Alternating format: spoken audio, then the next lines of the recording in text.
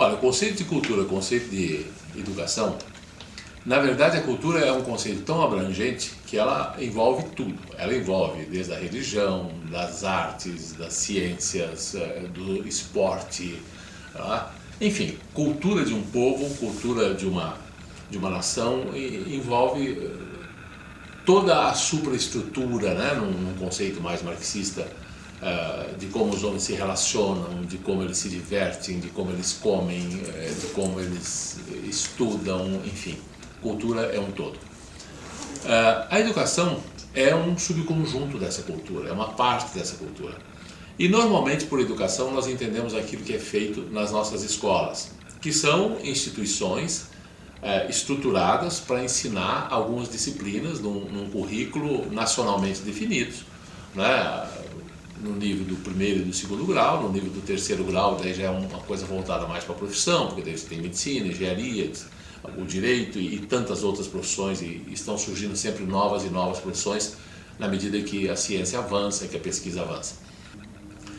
É claro que existe aí alguma coisa que é sempre um pouco polêmica. Até onde vai a família e até onde vai a escola? A escola deve ensinar o que é certo ou o que é errado? A escola deve ensinar ética? Ou a escola deve ensinar só ciência?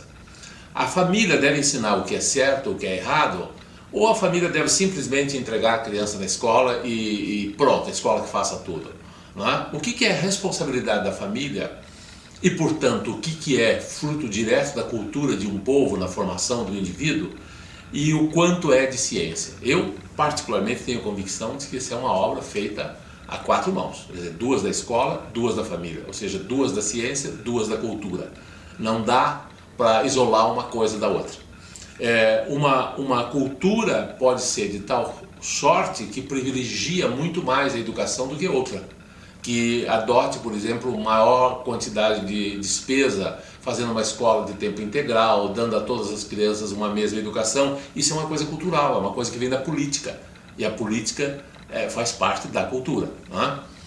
E, por outro lado, eu acho que a escola pode sim complementar com a filosofia, com a ética, dar um tratamento mais, vamos dizer assim, mais profundo àquilo que na sociedade, na cultura, a gente chama de moral de um povo, o que é certo e o que é errado. Nós temos mais acesso às informações hoje em dia, muita informação. Mas o trabalho de usar essas informações, de dar algum sentido na sua vida para essas informações, é um trabalho de cada um, né? Diferenciar entre o que é certo e o que é errado é um trabalho de cada um. Se bem que eu te confesso que quando eu vou escrever os meus textos, eu jamais me pauto só em informações de internet. Eu tenho sempre que checar uma fonte mais confiável, porque também no Google, também na internet, está cheio de informação errada. Ora, a forma de fazer a educação sofre um impacto muito grande do estágio de evolução da sociedade, tá? A forma de fazer a educação. É claro que se eu vou conversar com alunos hoje que têm acesso a Google, que têm acesso que já nasceram apertando botões, que têm acesso a uma série de informações que alunos de 50 anos atrás não tinham, eu não posso me dirigir a eles nem com o mesmo vocabulário, nem com a mesma metodologia. Eu tenho que me contextualizar, eu tenho que falar a língua deles, não é? Há 50 anos atrás se falava português, hoje também. Mas até as palavras mudaram e o significado dessas palavras mudaram. O risco hoje que as crianças, que os adolescentes correm são muito maiores do que há 50 anos atrás. Elas, de 500 anos antes de Cristo, elas são absolutamente atuais. Absolutamente atuais.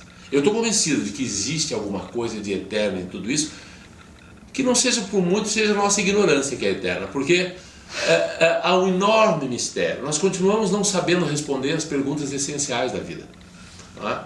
E o que é que nós vamos fazer com o conhecimento e o que é que nós vamos fazer com essas coisas que estão aí?